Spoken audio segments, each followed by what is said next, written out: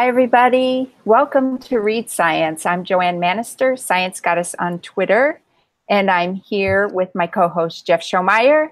And today we are so pleased to have as our guest, Steve Brusatte, a paleontologist and author, to talk about his new book today, The Rise and Fall of the Dinosaurs, A New History of a Lost World. Steve, welcome.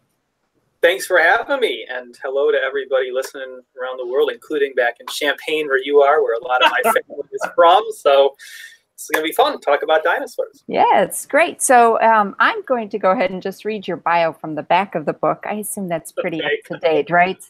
Okay, so this is what the publisher said is important, right? Exactly. It's the marketing kind of spin on things. Yeah. So Steve Brusatte is a paleontologist at the University of Edinburgh, a graduate of the University of Chicago. He completed his doctorate at Columbia University. He writes frequently for Scientific American, including the May 2015 cover story on the evolution of tyrannosaurs.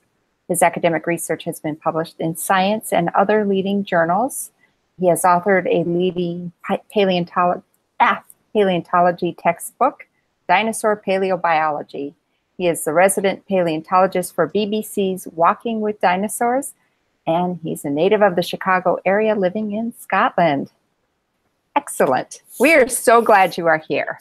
Good. And now with that out of the way, we can talk about dinosaurs. Yes, I know. So, Jeff, you go ahead and throw out the first question. Right. Jeff, who is the oldest one here, but does not feel like a dinosaur yet.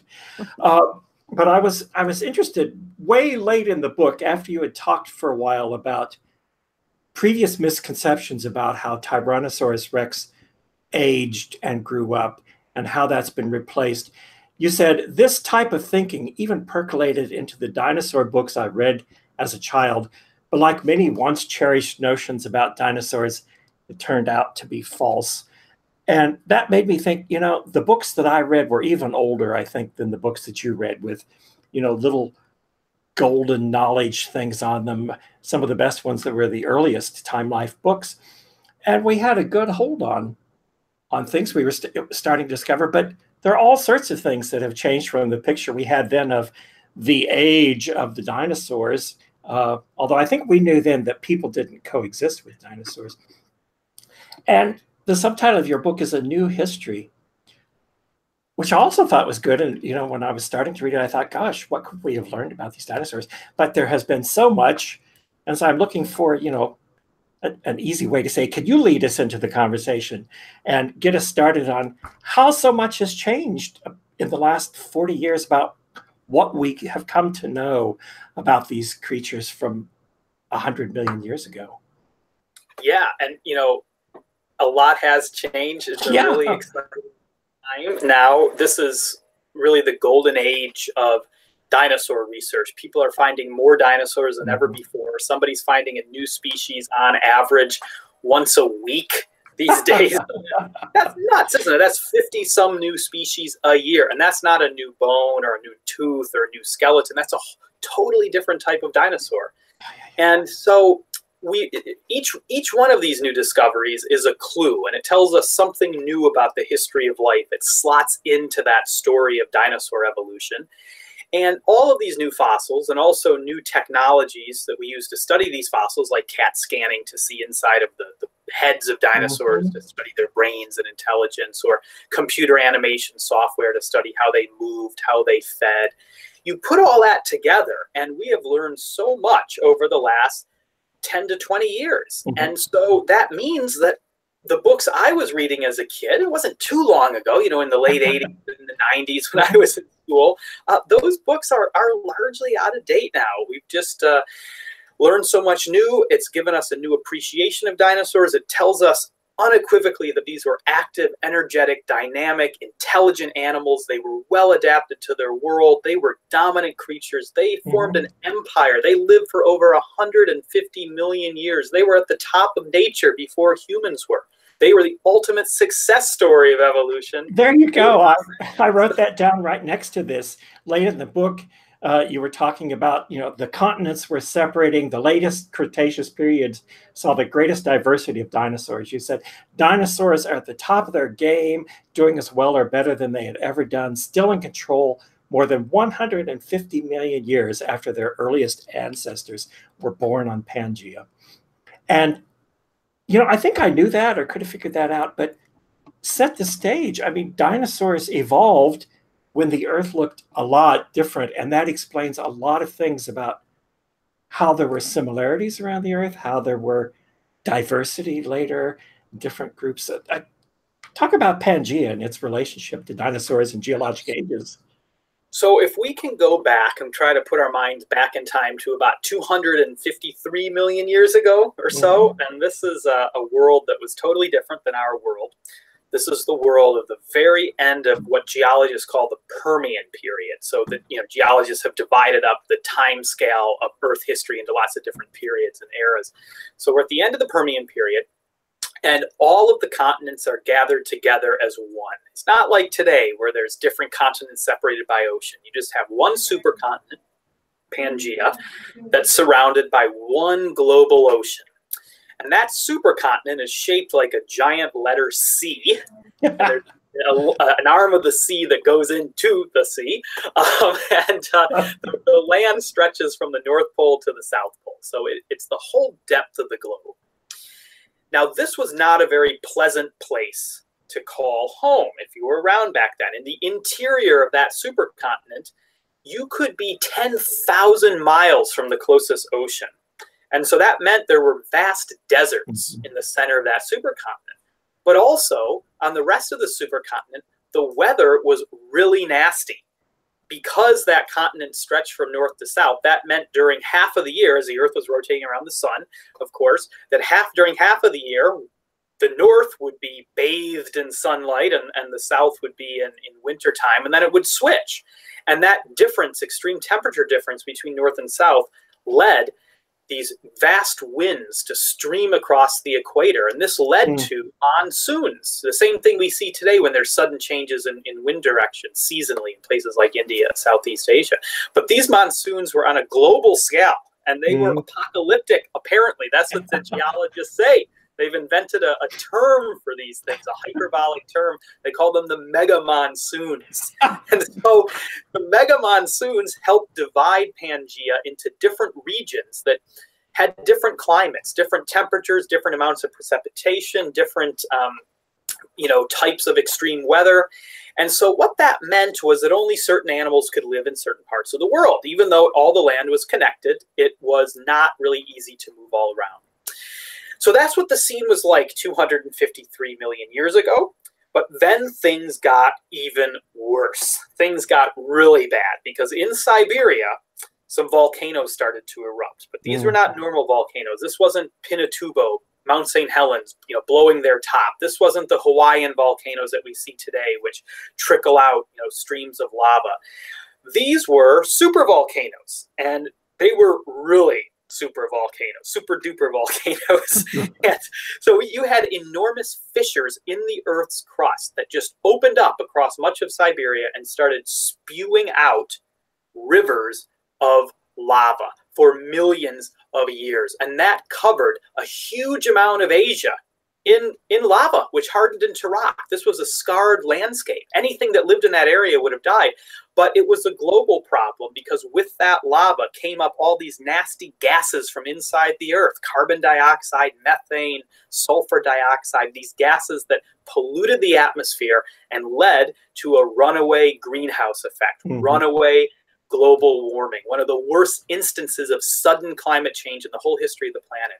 And most animals and plants could not cope with that. About 95% of species died out. This was the worst mass extinction that's ever happened in the history of the Earth. It's the closest that life has ever come to going completely extinct. And this one basically from climate change.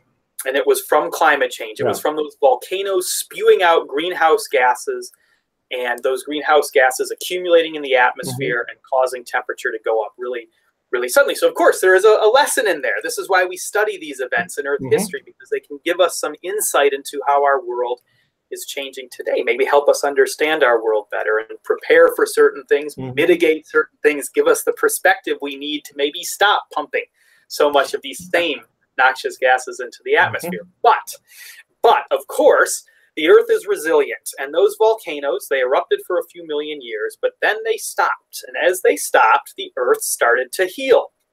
Those few survivors were able to come out of their burrows, out of the shadows, and they had a largely empty, open world to colonize.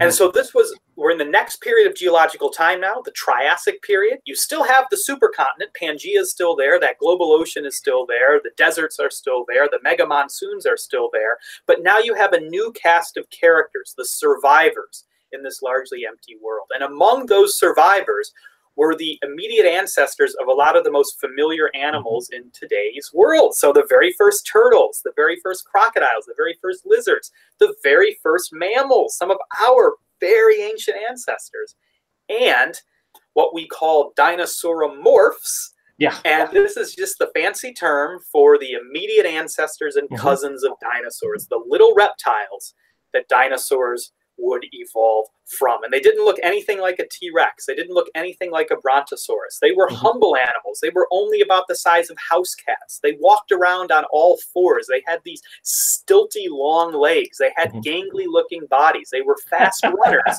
but there weren't that many of them. They were vastly outnumbered by a lot of those early relatives of mammals and other types of reptiles. There's a big evolutionary idea in here, isn't there? That this was a time when a lot of ecological niches suddenly opened up, and evolution has a strong propensity to drive things quickly to fill all the available niches.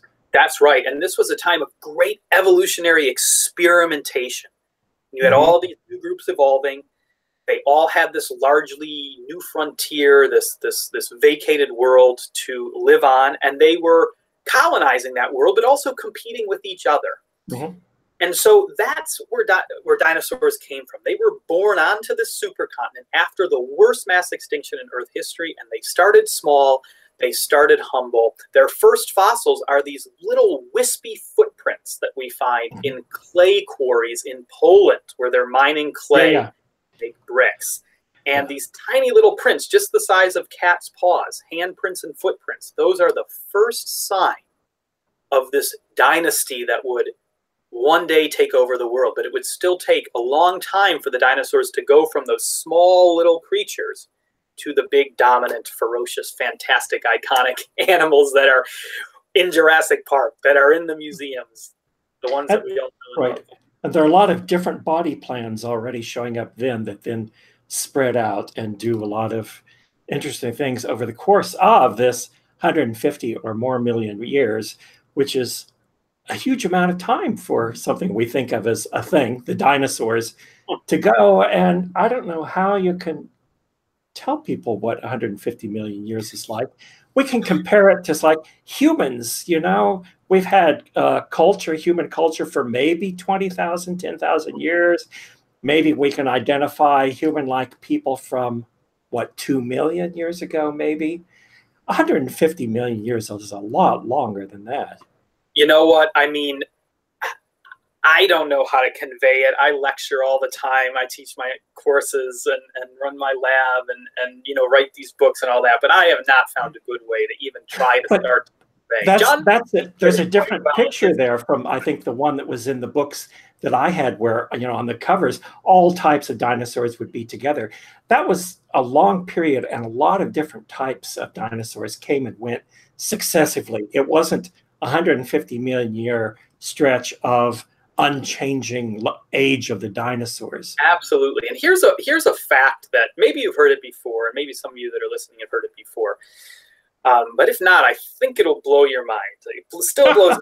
So T-Rex is closer in time to us than it was to Stegosaurus and Brontosaurus. That's crazy. So T-Rex lived 66 million years ago, and Stegosaurus and Brontosaurus lived 150 million years ago. So that maybe can help to start to put into context, to convey these vast depths of time that dinosaurs ruled. And you're absolutely right. They lived for over 150 million years. There were lots of different groups, lots of different shapes and sizes. Some were huge, some were small, some lived in burrows, some climbed trees, some were fast runners. And they ruled the earth for this enormous period of time, totally an empire, a biological empire. Humans, yeah, I mean, Homo sapiens, 200,000 years or so we've been around. Like you say, culture, I mean, human culture, we can measure that in the tens of thousands of years. Yeah. And so there's no real comparison. And of course, yes, you know, we're sentient and we have our big brains and we're able to build skyscrapers and jet planes. And the dinosaurs weren't able to do that. But really, no matter how great we are or how great we think we are, we have a long way to go before we even start to think about challenging the dinosaurs for their long reign of success. Right. You know, and I was thinking, so as I was reading the book, there's lots of different ways to present the information about dinosaurs.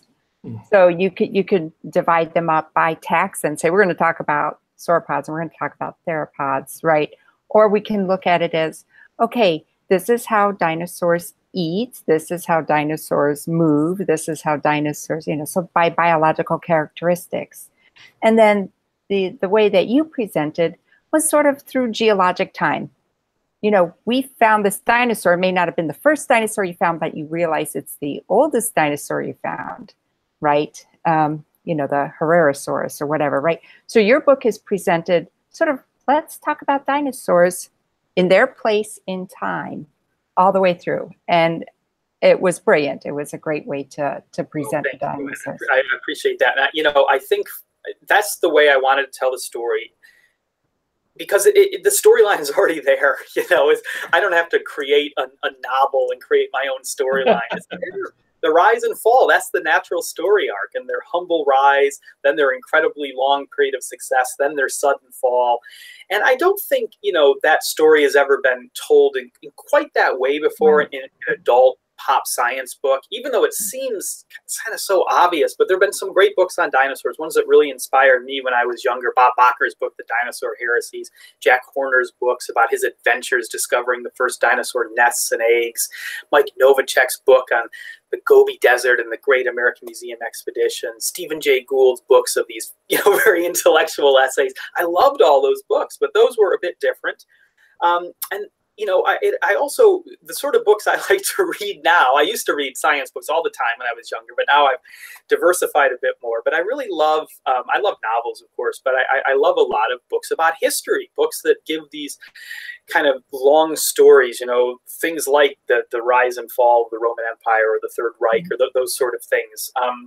And books like Guns, Germs, and Steel and Sapiens and some of the more recent ones. My favorites. Books. And, you know, I'm not saying this book is anywhere near those. I mean, those things have sold millions of copies. But I think that style kind of works, where you tell a story that takes place over time, and let that natural story go. You know, don't try to overcomplicate it, because I think, like in Guns, Germs, and Steel or Sapiens, I mean, this is the story of human evolution and human societies, and it goes from kind of start to today's world. You know, I think with dinosaurs, that story, you can do the same thing. And I just think it's an amazing story. I think it's one of the coolest stories in the whole history of our planet. And that's the inspiration I took in the simplest way possible, is to try to tell a story, the story of the dinosaurs, their biography, and then to try to enliven it a little bit by weaving in some of my own stories, you know, how I came to become a paleontologist, how I first got enthused with dinosaurs, how I was given incredible opportunities by my mentors as an undergrad and as a grad student, and how I got to meet people and travel to different places and work with these amazing colleagues, this great diverse group of people, women and men all over the world, especially in these developing countries like China, Argentina, Brazil, these enormous countries that are opening up, building new museums, new universities, training young students, people of my generation. and weaving in some of those stories to kind of spice up the dinosaur story. So that's what I tried to do with it. And I think ultimately it's one big story. And if you're looking for a dinosaur encyclopedia or a textbook or something like that, that's not what you're going to see here. But hopefully it's something a little bit different, and it can maybe reach a readership of adults that haven't maybe thought much about dinosaurs or even about evolution or science very much since high school, since university. So that's what I was trying to go for, and whether it worked or not, I don't know, but it was a whole lot of fun writing it, and a whole lot of it's pretty good. It gave a good picture of how big, how epic the dinosaur story is, that it's a huge thing, a huge expanse of time. There's all these subplots and characters, and a pretty visceral feel that, hey, the dinosaur had been around so long that continents were in different places. Yeah. That's not something that can happen very quickly. That's your fingernail growing rate there. So that's been a long, long time, and it shows how the science gets done, which is my segue into another question that I wanted to ask about, since we're talking about evolutionary ideas and connections and things. And you briefly mentioned this CAT scanning business, and the bigger story you told was about the what I wrote down as the Uzbek Tyrannosaurus skull in the Soviet box, which was an interesting enough story anyway. But you had that CAT scanned, and there were two things that I thought was interesting. One, this is a nice example of using modern, much less invasive tools to look at things rather than just sawing the bones open and see what the inside looked like. But I was particularly interested in the second idea, was where you pointed out that the middle ear in this skull was revealed to have a very long cochlea. Yeah. And to anyone that I've read maybe just enough evolutionary things or some things, like, I thought maybe I would ask you to explain. To some people, that's like, how could you find anything interesting in a stupid detail like that? But the story comes out that the stupid detail like that reveals so many things of the way they have to be and how relationships were and how things evolved. Could you explain that a little bit more so that we have that idea expressed? Yeah, I think it's a lot of fun nowadays because there's a lot of new tools, a lot of new techniques, often borrowed from other disciplines like medicine in the case of CAT scanners, or even movie making, animation, in terms of some of the software people use to model dinosaurs and how they moved and walked and stuff. And so CAT scanning in particular has really opened up a new dimension into studying dinosaurs, really, literally, because you can find bones and you can look at bones and you can see a lot of information by looking at the bones, but there's so much detail hidden inside of those bones, especially in a skull. I mean, just think of our own head for a minute. How much is in there? Of course, our brain is in there. We have sinuses. That's why I'm coughing a little bit. I have a little bit of a cold. We have all these nerves and blood vessels. If you cut your face, of course, you're going to bleed a little bit. Our ears are there. You got your earbuds in there. We got our nose, and we got all the tissues that allow us to smell. And of course, our mouth and everything that allows us to sense taste. And there's just so much there in the head. Now, some of those things will never be preserved in a fossil because you're not normally going to get skin and hair and, the nose and that kind of thing. But there's a whole lot of information inside the skull. The brain cavity, the cavity where the ear is, the sinuses themselves, those empty spaces, all of those things. And so those are hidden if you're just looking from the outside of a fossil. Now, way back when T-Rex was first found in the early 1900s, Henry Fairfield Osborn, the very aristocratic blue blood director of the American Museum of Natural History in New York, who commissioned Barnum Brown, the great collector, to go out and find new dinosaurs, and Brown collected T-Rex, brought it back to New York. Osborn realized how fantastic this animal was, and he wanted to know, how does an animal this big, a hunter, a predator of this size, how did it behave? How did it actually interact with this world? And he knew the brain region and the sense organs, they held the key. But the only thing he could think about doing was sawing open the skull. And he did that. He took the skull of T-Rex and he cut it in two, sacrificed part of the bone. in the name of science, because he was so enthused and so intrigued by figuring out what that brain was like. But of course, we can't really do that with most fossils. We're not going to destroy most fossils just to see inside of them. And CAT scanning, that was the solution. Mm-hmm. And, you know, CAT scanners, I don't know when they were first developed. I would imagine they were first developed many, many decades ago, probably by the military. And then, of course, in medicine, they were perfected. But as far as in paleontology, they started becoming used a little bit in the 90s, but it was in the 2000s when it really exploded. And it became a common thing to put dinosaur bones, especially skulls, into CAT scanners and use those x-rays to see inside of the head, and then stitch together those x-rays in specialized software packages. And that allows us to build digital models of the brain cavity, of the sinus. Key from that is three-dimensional cavities. Yes. Spaces inside the brain. And that was an example. And there are so many others that maybe you could elucidate a little bit too. It's like, I think when I was younger, people would poo-poo a lot. It's like, oh, so-and-so has discovered a new dinosaur tooth, and now, you know, one would mock and say, and so they've invented an entire dinosaur to go with it. But you take this book whole and all these pieces start to fit together, you see that from the shape of the cavities in the brain, from the encephalopathy quotient, things like that, you can make deductions. From the teeth, you can make deductions. From the way muscles attached to the jaw bones, you can make deductions. From the shape of the pelvis, you can make deductions. From the claws on the toes, and all these things start to fit together.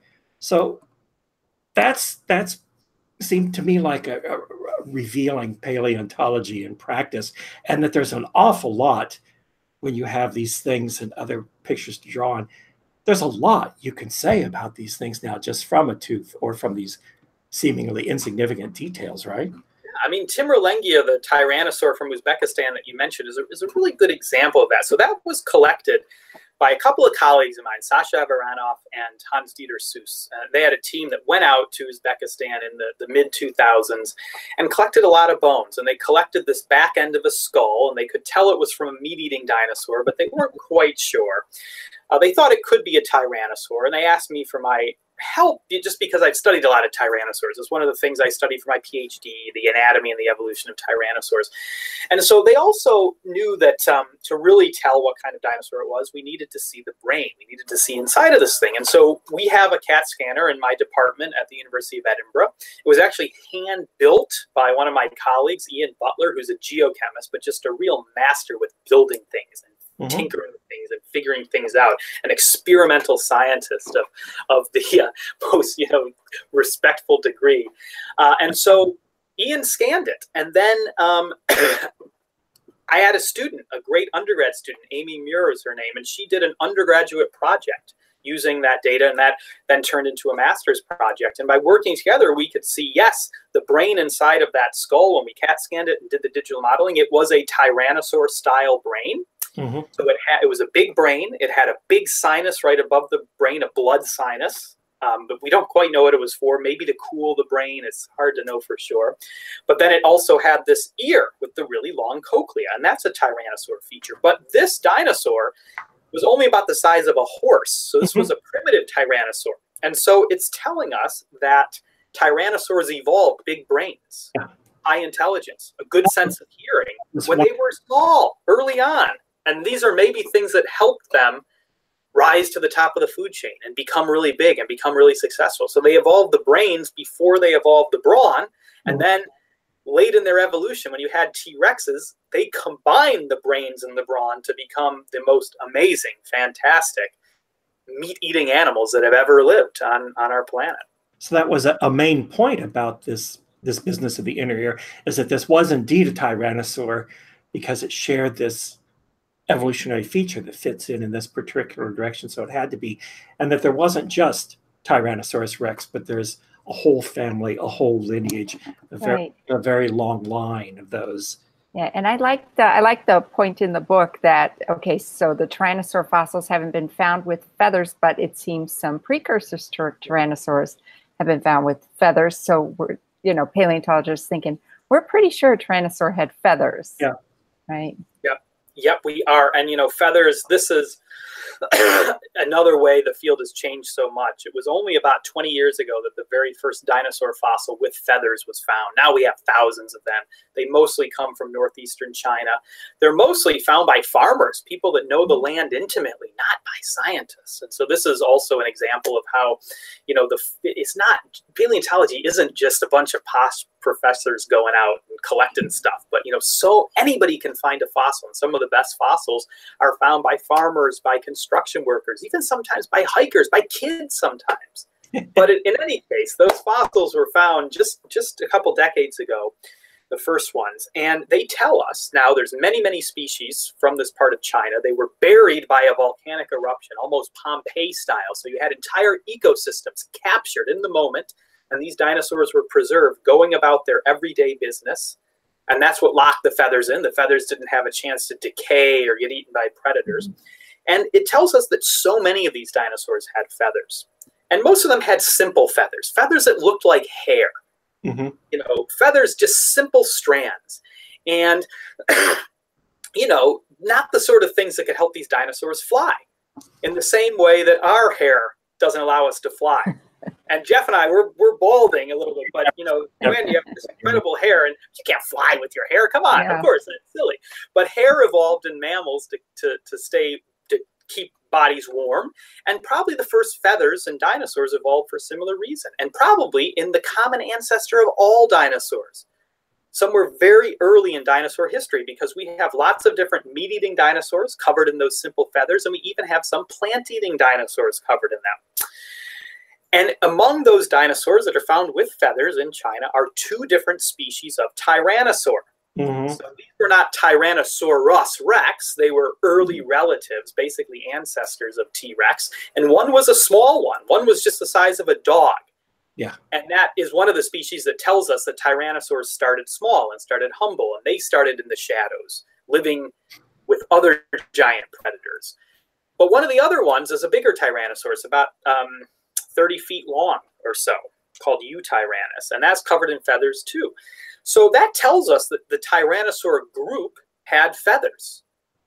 And the ancestors of T-Rex would have had feathers. And we don't know for sure if T-Rex had feathers, because T-Rex is found in North America. It's found in places like Montana and South Dakota. And there's some fossil discoveries north of the border in Saskatchewan as well. But these fossils are not preserved by volcanoes burying entire ecosystems and capturing everything in a split-second snapshot. But they're skeletons of animals that died and were washed around in rivers, you know, that sort of thing. So not the settings where you normally would get soft bits like feathers or skin preserved. So we don't really have any real direct fossil evidence for what the body outline of T-Rex would have been like, if it had feathers or what type of feathers it had, if it had scaly skin, if it had a mixture. We don't have any direct evidence of that. But by far, the simplest hypothesis, the simplest conclusion, Occam's razor, the whole thing is that because the ancestors of tyrannosaurs had feathers, multiple species, and because all these other dinosaurs have feathers, and where we have those perfect settings where feathers can get preserved, we see that a bunch of dinosaur species had feathers, even plant eaters. By far, the simplest conclusion is that T-Rex would have had some type of feather too. And so I'm not talking about T-Rex flying around with its tiny little arms. No. But having some sort of very simple hair-like feathers that maybe it had a lot of them, maybe it didn't have many. It was a big animal, so maybe it reduced its feathers the same way an elephant doesn't have a whole lot of hair. But I'm pretty confident that if we saw a T-Rex alive today, that it would have some type of feather. And I know some people don't like to hear that. And I've heard people say this, oh, you ruined my childhood, the picture of T-Rex, oh, the T-Rex from Jurassic Park and the T-Rex from television documentaries and from all the kids' books. It was this great reptilian beast and it was this bloodthirsty monster. And now you've just turned it into a fluffy little birdie. Right. Nonsense. You know, to me, birds are terrifying, even though I study them. I don't like being in an enclosed space with the birds. They're flapping around and their feathers are going everywhere. So imagine T-Rex as a 40-foot long, 8-ton bone-crunching big bird from hell. To me, that is much more terrifying than a drab, green-colored, scally crocodilian T-Rex. Right, and the colors of feathers, this is a fairly new finding. You know, the dinosaurs maybe weren't just green. They didn't look like crocodile skin, right?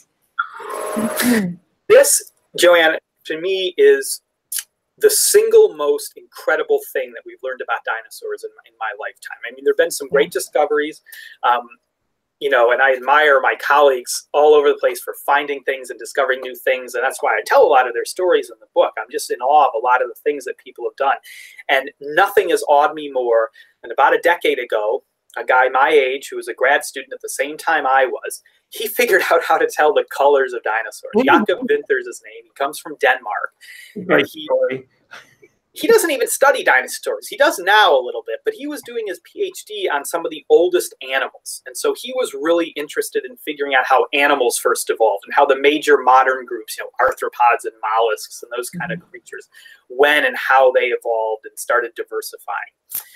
But he became interested in how those first animal fossils were preserved. And that got him looking at a lot of fossils under microscopes, really high-powered microscopes. And he noticed that some fossils seemed to preserve some kind of pigment type of structures. And then he started looking at fossil feathers. And he saw that in well-preserved fossil feathers of dinosaurs, you could see the pigment vessels, the little bubbles that house the pigment. They're called melanosomes.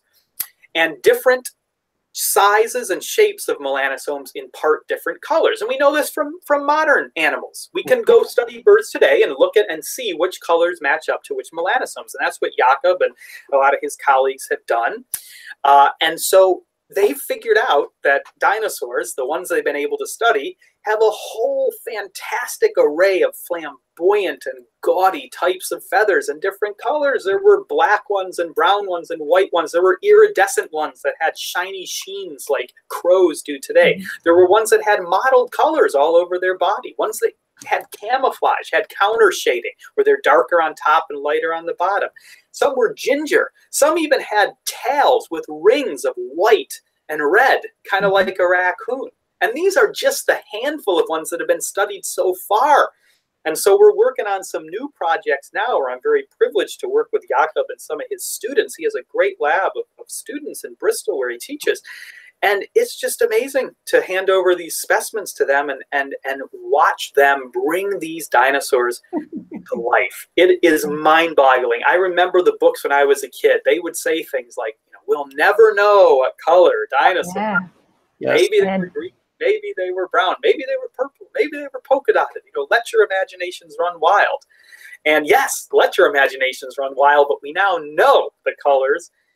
Still blows my mind that Jakob was able to figure it out. Yeah. And it does look like that dinosaurs, you know, think of them as birds. Think of all of these different colors that birds have today, that birds use to camouflage themselves, that birds use to attract mates, to intimidate rivals. And I would be willing to bet that dinosaurs had a whole bunch of different fabulous colors and patterns and textures, just like birds. And this is how you get a cell biologist like me to go, wow, you can use cell biology to study dinosaurs and, you know, to pique my interest. It's, you know, that when it was announced several years ago, I guess you said a decade, I was like, what? It's pretty amazing. It is. And it's one of those things that shows that when you have a lot of people working on some kind of scientific issue, in this case, dinosaurs, you have a lot of young people, people with new ideas, fresh perspective, people from other disciplines, people that have studied other types of fossils, people that have expertise in other techniques like Jakob did with microscopy, people from a diversity of backgrounds. Jakob was just this Danish guy who was enthralled with fossils and you know, found a way to go to the US and become a grad student there. You put all that together and that sort of diversity and that sort of youth and that sort of excitement and the global nature of paleontology, this is what's driving all of these advances in the field. And the field is much more diverse than it ever used to be. It's much more open to people than it ever used to be. Yes, of course, there's still barriers to some people. And yes, of course, it's still dominated, like most sciences, by white guys at the top and the professor levels, but it's really changing. And if you go to our professional meetings now, just a huge percentage of the young people there are women. A huge percentage are international people. My lab in Edinburgh, I have 8 PhD students, 7 are female. That's incredible. You never would have had that, I don't think, a decade or so ago. And that's not me, you know, trying to be PC or something silly like that. That's because they're the best applicants. When I'm judging, I get 30 applications for each PhD. I got people from around the world that all want to study dinosaurs. And so, you know, this is the way the field's going. And it has me so excited for the future, because anytime a field opens up and it's as diverse and as accessible as possible, that's when you have the best chance for all these different brains and all these different people, all these different perspectives to learn new things. And that's where the new insights are going to come from. And I'm just excited to see where we are 10 years from now, 20 years from now. It's going to be incredible. This book hopefully won't be out of date too soon. The field is changing. You know, your book, this is the thing I've been telling people about this book. You captured this diversity of scientists, the diversity of personalities of scientists, and showing these scientists as real people. This is the thing, the best thing you have done for science by writing this book, is to show that scientists are people. And I actually have, a funny little part here where you were describing Ricardo Martinez. Yes, and my Argentine friend, yes. Yeah, and you said he kind of looked like the dude from The Big Lebowski. Wild, tangled hair, beard thick around the mouth, interesting fashion sense. And there are so many unusual characters, and then just regular people, but every single person, you found a way to describe them in such a way that they were relatable. They weren't these ivory tower scientists. They are out there doing things. They have a personality, and they all have something to contribute. And you show the collaborative nature of science. You show that these are real people. And, you know, I'm really grateful to you for doing that in your book. Thank you for saying that. And, you know, I tried to do that, and I wanted to convey that. I wanted to show the great diversity of people studying dinosaurs now. I wanted to get across that excitement of this new generation. And, you know, it was a little bit difficult to try to slot it all in, because I wanted the dinosaurs to be the main story. I mean, some of these people, like Ricardo's one example, Jingmei O'Connor, who's a colleague of mine who's based in China. She's the world expert on fossil birds. I describe her later in the book. I mean, if you met Jingmei, you would never guess she's a scientist. She's covered in tattoos and piercings. She DJs in her spare time. She has this wicked sense of humor. I mean, if you met her in the club, which is where you might meet her, I mean, you would never know that this young woman, 34, 35 years old or something, is the world expert on how birds evolved. And so I wanted to try to make these people relatable and introduce some interesting people, but not to overwhelm it so much that it just became a book of of human characters and a book of gossip or anything. So I hope I struck the right tone there, and I'm sure some people like it, and some people might think it's a little too chatty, or it has too many people in it, or maybe some people might think, oh, you need more, one type of person in there. Maybe, you need more representation of certain groups. But I really did my best to try to convey what I think is this just amazing diversity of really cool, really relatable people, regular old people that are driving this field. Well, the characters are certainly interesting, and they were interesting because they were characters, but they're interesting not just because they're characters, but they're doing interesting work. And so Joanne admires that aspect, and I think the aspect I admired that we're always looking for, because of the nature of what we talk about, is the way these discoveries and people, the way they go about finding questions and finding answers, gives us a lot of insight that's not too hard to swallow about how science goes about doing its work. And to answer all those the naysayers who say, well, how do you know what dinosaurs were like? You weren't there. And the other ones I particularly enjoyed, once you have feathers, can sexual selection of wings be far away as a possible way of evolution, a good story of evolution using whatever's available in a particular body plan and natural selection just doing its thing. and that wings did not arise suddenly because evolution decided it was time for an airfoil. Yeah. Yeah, no, I mean, what's amazing to me, so, I do have a lot of these factoids in the book, right? Able to say things like wings did not evolve for flight, or, this dinosaur was this color, it was iridescent, or this dinosaur had a great sense of smell. And, a few people have got in touch with me and said, come on, you're speculating, this isn't serious science. And I responded and say, well, wait a minute, read the book carefully, like, yes, there's a little bit of license, and I open some of the chapters with kind of hypothetical scenes, but the meat of the book, this is stuff that we know. This is stuff that there's evidence for it. Of course, we can't see these dinosaurs alive. There's going to be plenty of things that we won't be so confident about. But we have learned so much about dinosaurs from real fossils that we can do things like tell the color of them, tell what kind of senses and intelligence they had. And that means, believe it or not, I mean, we know more about a lot of dinosaurs, particularly ones like T-Rex, than we do about a lot of modern day animals. There are more people studying T-Rex than a lot of modern day species. And so we know more about how it moved and how it fed, what it ate, how it grew, all those things than we do about, actually, I would probably say the vast majority of living species. And this is all because there's so many fossils and there's so many new technologies and there's so many people interested. And the wing thing that you mentioned is a good example of that. I mean, I think people used to think, well, feathers evolved for flight. Birds use their feathers to fly. So feathers evolved for flight. Well, then when those first feathered dinosaurs were found, we were able to see, well, no, the first feathers are these very simple hair-like structures. They're just coating the body. These animals couldn't fly, so they must have evolved for something else. And then later, they became co-opted for flight.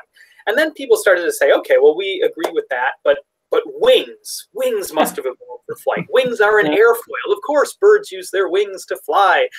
But now when we see the first wings are showing up in dinosaurs like some of these raptor dinosaurs, or like these ornithomimid dinosaurs, these ostrich mimic dinosaurs that Darla Zelenitsky, my colleague in Calgary, that she discovered in Canada a few years ago, these big dinosaurs that are horse-sized, that have these piddly little wings, those are the first wings. So the first wings couldn't even be used to fly. No chance. So we think they were probably used for, well, they probably evolved for one of the many other things that birds use their wings for. We have to remember, birds use feathers and wings today, not just to fly, but to keep warm, to protect their eggs, to display, to intimidate rivals, to attract mates, and many, many, many other features. Some birds even use their wings to swim, So we think that probably wings evolved, at least one of the leading ideas. We don't know it for sure, but it's the idea I think has the most support right now, that wings first evolved for display as advertising billboards, essentially sticking out of the arms of these dinosaurs that they used to woo mates, that they used to look really scary to their rivals if they were fighting over territory. And the evidence for that comes from the fact that the first wings in the fossil record show up on these dinosaurs that are too big to fly, and that we see so many fantastic colors in these early feathers and wings. Right. And so I think that the best supported idea now, and this of course can change with new fossil discoveries, but I think the best supported idea is that these feathers first evolved to keep these dinosaurs warm. Then some dinosaurs, a small number of dinosaurs, modified those feathers and made some of them bigger and lined them up on the arms in order to use them as display structures. And now, this is science. This is real science. This is good science. And I think the way you tell the story exposes that. And there's also another very important point about science and scientific knowledge, which is that it can change. Yeah, absolutely. Very little of this is written in stone, to use an over cliche in paleontology. I mean, there are certain things we know and we're confident in, but there are still gaps in the story of dinosaurs. There are still gaps. And so we know quite a bit more about the rise of dinosaurs now, much more than we knew a decade ago. If I was having to talk a decade ago, there's no way that I could have ever written something like this. We just wouldn't have known the first part of the story. And of course, we know a lot about the fall of dinosaurs, but there's still parts of that story in between that we're still struggling with. And we just don't have a lot of fossils yet. We're waiting for somebody to find the right fossils. And one good example of that is, why the dinosaurs were able to survive that second big extinction as Pangea split up, and the crocodile animals, which were so diverse, they were the ones that were keeping dinosaurs down at that time, why most of them died out, leaving only the modern groups of crocs. We don't know why that is. I wish we knew why. It would make this story, it would make this a lot better. It would make it more complete. And well, I appreciate that in the book you would say things. This has literally kept me up at night. These questions, that's the one that's kept me up at night, because I want to know, what was it about dinosaurs that allowed them to survive that cataclysm? And we just don't know. There's not enough good fossils from right around that extinction, at least not yet. But I think somebody will find some. And I really do think, and I say that in the book, that this is one of these big mysteries that is going to be solved by the next generation of paleontologists. It's waiting to be solved. It's waiting for the right people to find the right fossils, or to come up with some new technique to better understand the dinosaurs that we have, to maybe realize that the dinosaurs had a different biology than the crocs. They were growing differently, or who knows. But I'm pretty sure that we'll see one of the young guns solve this one. Maybe part of the generation that's inspired by the new Jurassic Park movie. Maybe, and yes, and I wanted to make sure we touch upon the movie dinosaurs. We definitely want to talk about, what are they getting right? What are they getting wrong? I mean, even when we have experts consulting, still the movie maker will say, well, the movie's better this way. so what? Yeah, let me let you expound on that. Well, maybe I'll surprise you a little bit here, but I'm not going to rip into Jurassic Park. I'm not going to be one of those people, the comic book guy mentality, if you're a Simpsons fan, of, critiquing every little thing, worst dinosaur ever and all that. I'm not going to do that. I could, of course. I mean, I could take you scene by scene and kind of tell you what I think of each dinosaur and how realistic it is and if they've made mistakes. But to me, that's just totally unnecessary, and that's stupid, because I love Jurassic Park. The original movie was great. I was 9 years old when I saw it in the cinema with my dad and my brothers. That showed this new image of dinosaurs. It was a revelation to me. It didn't make me immediately want to become a paleontologist, but my youngest brother, Chris, who lives not far from you, Joanne, in Champaign, he got obsessed with dinosaurs, and he eventually grew out of it, and now he went into the museum field where he's working Rantoul. But he made his bedroom into a dinosaur museum. He built a dinosaur library. That's what got me into dinosaurs. It stemmed from that movie. And it's a great movie. It's entertainment. It's not a science documentary. And those dinosaurs, for 1993, they're pretty damn good. They were pretty much in line with what the scientists of the day were saying. And we didn't know at that point that dinosaurs had feathers. The fossils hadn't been found yet. So of course they weren't going to put feathers on those dinosaurs. They would have been eviscerated by the critics, and they would have been eviscerated by the dinosaur paleontologists of the day. They would have it would have been said those dinosaurs are not realistic. You're trying to make them something they're not. So to me, I love Jurassic Park. It was the greatest thing that's ever happened to dinosaur paleontology, as far as I'm concerned. It led to such an explosion of interest in dinosaurs. That led to more funding. It led to more museums putting on dinosaur exhibits, more universities putting on dinosaur courses, and it led to jobs. I have colleagues that are kind of a generation older than me that specifically got their jobs because the museum or a university wanted a paleontologist because of Jurassic Park. So I love it, and I'm very excited to see the new film. I haven't seen it yet. It is out here in the UK, so we're planning on seeing it tomorrow. And you know what? I know the dinosaurs are not going to be accurate. I know they're not going to have feathers. I do, yes, wish that they would put some feathers on the dinosaurs, just because for me it's weird to look at a dinosaur and not see feathers. But regardless of that, I know these are going to be sci-fi dinosaurs, hybrid dinosaurs, all of this, but I just want to see a good film, be entertained, and hopefully it's the sort of thing that can help inspire the next generation. Yeah, so I'll check your Twitter feed to see what you think of the movie before it comes out here in the U.S. So I was looking through my list of things that I've written down, and there's so many. I was like, choose one more to talk about. And I don't know. I liked where you said T-Rex is a celebrity character, but it's also a real animal, and that we now know quite a lot about it. But I read that, here's a little note, you said that Rex probably had the strongest bite of any land animal that ever lived, 13.5 kilonewtons, of about 3,000 pounds. And maybe if you'll tell that story, that'll give me one more example of like, here's how scientists can actually figure out things using a chain of deductive reasoning that has to be. And there's two scientists who I really admire that help put together that story. There's Greg Erickson, who's a professor at Florida State, and there's Emily Rayfield, who's a professor at Bristol.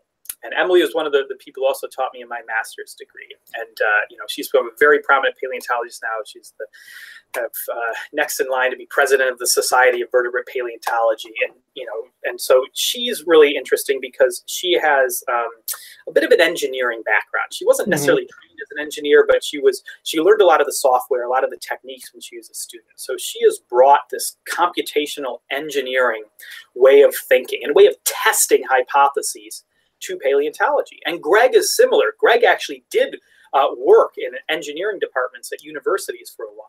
And he's brought that a similar sort of background, but also a very experimental background. So T-Rex, this was an animal about the size of a bus. It weighed 7 or 8 tons. It had a head the size of a bathtub. It had 50 plus teeth in that head. Each one was the size and shape of a banana. It had huge jaw muscles. You can see from where they attach these enormous depressions on the head. And when it was a teenager, it put on 1,500 pounds a year, which is amazing. They grew so fast. Yeah. But there's some fossils that show the fossil bones of Triceratops and bones of duck-billed dinosaurs that have tooth marks that perfectly match the size and the spacing of T-Rex teeth. And those are really deeply impressed in the bone, really deep. And so Greg Erickson took an interest in those when he was a younger scientist, and he decided to try to do an experiment where he would figure out how much force is needed to make a hole of that size and shape and depth in a bone. So he rigged up a mechanical T-Rex jaw, essentially, and had it bite down into a cow bone, which is kind of similar to Triceratops bone, and calculated how much force it would take. And that showed that it had these enormous bite forces, and it showed that those were probably the largest bite forces, or at least among the largest of any animals that have ever lived, and that they were strong enough to crunch through the bones of their prey. Now, Emily Rayfield came around a little bit later, and she wanted to understand, you know, how do you have a head like that that is capable of producing those kind of bite forces? And so she CAT scanned some skulls. She built some digital models. She used this engineering software called finite element analysis, which is what a lot of engineers use. You know, if you're going to build a bridge, you want to be sure that bridge can withstand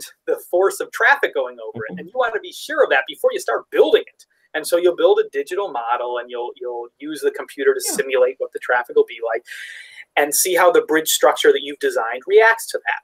You can use the same technique, but with the CAT scan of the Tyrannosaur skull, and you can use the computer to simulate what it would be like if it's biting into a Triceratops. And so Emily studied this, and she saw that the skull was optimally evolved, really, to have fused bones in the right places in order to support such enormous bite forces. Kind of like the fuselage of an airplane. This had to be so strong to withstand those forces and still be functional.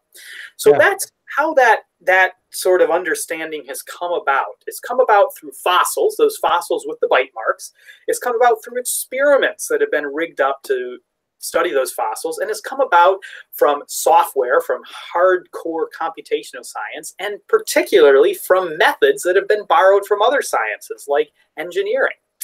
And so you put all that together, and I think it's a good example of a modern style paleontology.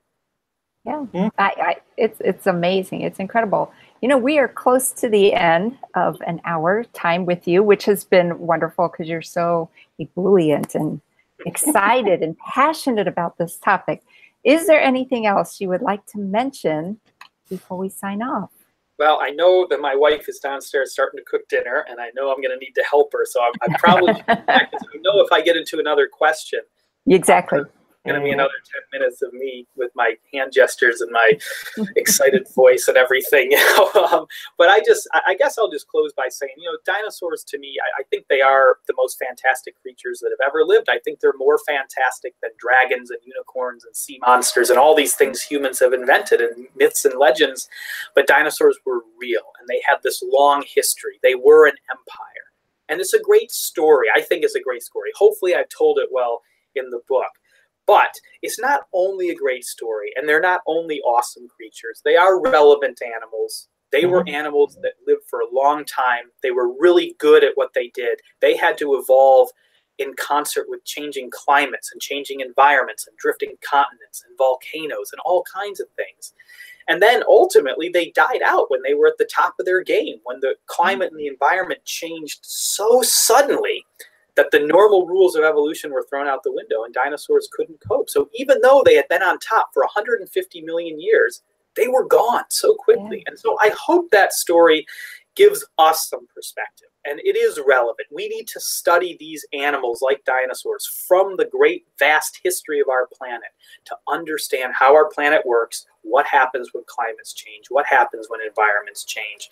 And also, I think we want to, consider that lesson of the dinosaurs. If it could happen to the dinosaurs, if they could go out on top, something like that happened to us. And I don't want to be eerie. I don't want to be pessimistic, but I think, that sort of perspective is an important one to have because we are newcomers to this long, great legacy of evolution. Okay. Well, Steve, thank you so much for joining us, and especially thank you for writing your book. For those of you who are just joining us, it's The Rise and Fall of the Dinosaurs. It's great. You have done a great service to the field of paleontology, dinosaur paleontology, and to science in general, and to scientists. I think it's a marvelous book, and the story is so well told. Well, thank you very much. It's great to hear that. I'm really glad you liked it, and thanks for giving me the chance to do what I love to do best, just for an hour about dinosaurs. So, you're welcome. Maybe some of the younger crowd out there, think about coming to Edinburgh one day and studying with us. Yeah. Very good. Well, everybody, thank you for joining us on Read Science with our guest, Steve Brusatte, and we'll see you again next time. Bye.